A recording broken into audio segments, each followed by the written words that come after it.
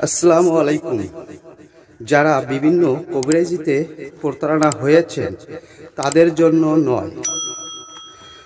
আশা করি মনোযোগ সহকারে শুনবেন তেলাওয়াতটি।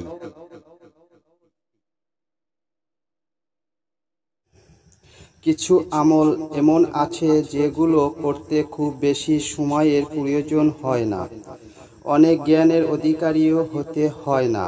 কিছু এগুলোর ফজিলত অনেক বেশি, যেগুলো বান্দার আমলনামাকে ভারী করে।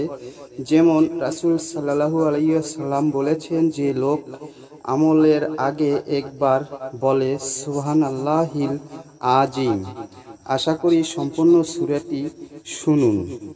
أعوذ بالله من الشيطان الرجيم. بسم الله الرحمن الرحيم.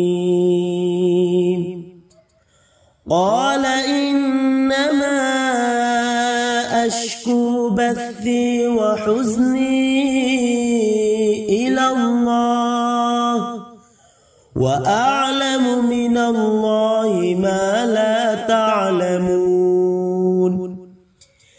يا بني اذهبوا فتحسسوا من يوسف وأخيه ولا تيأسوا من روح الله